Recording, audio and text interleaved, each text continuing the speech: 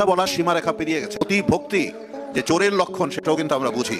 আপনাদের হাতের শক্তি কত আমরা দেখে নিতে চাই। অন্যায়কারীকে আর ভয় পাবো না আমরা কেউ, আমরা কাউকে ভয় পাই না। শেখ হাসিনাকে দেশে ফিরিয়ে আনতে জয় বাংলা স্লোগানে স্লোগানে বিভিন্ন জায়গায় বিক্ষোভ মিছিল হচ্ছে।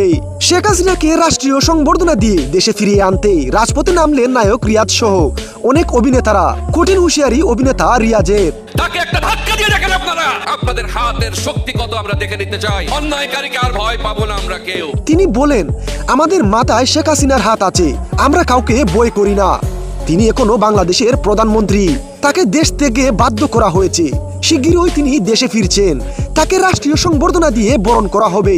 অন্যদিকে অভিনেতা আলমগীর বলেন, আমরা ফুটপাত থেকে উঠা আওয়ামী লীগ কর্মী না, আমরা ছোট থেকেই বঙ্গবন্ধুর আদর্শ নিয়ে বড় হয়েছি। এটা আমাদের রক্তে লেখা, আমাদের নীরবতাকে দুর্বলতা ভাববেন না।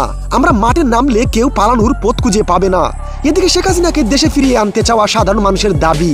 শেখ হাসিনা এখনো বাংলাদেশের প্রধানমন্ত্রী, আমরা তাকে সসম্মানে দেশে ফিরিয়ে আনতে চাই। এই মুহূর্তে আমাদের তাকে খুব প্রয়োজন। প্রধানমন্ত্রী জননেত্রী শেখ হাসিনাকে সসম্মানে আবার পুনরায় বাংলাদেশের প্রধানমন্ত্রী নির্বাচিত করা হোক। তাকে নিয়ে বিভিন্ন মহল ষড়যন্ত্র করছে। প্রিয় ভিউয়ার্স, যতই সময় যাচ্ছে শেখ হাসিনাকে দেশে ফিরিয়ে আনতে বিভিন্ন জায়গায় জয় বাংলা স্লোগানে স্লোগানে আন্দোলনের মাত্রা আরো তীব্রতর হচ্ছে। তাই যারা শেখ হাসিনাকে দেশে ফিরিয়ে আনতে চান তারা লিখুন এ, আর যারা শেখ হাসিনাকে দেশে ফিরিয়ে আনার বিরুদ্ধে তারা লিখুন বি। কমেন্ট করে জানিয়ে দিন আপনার মতামত।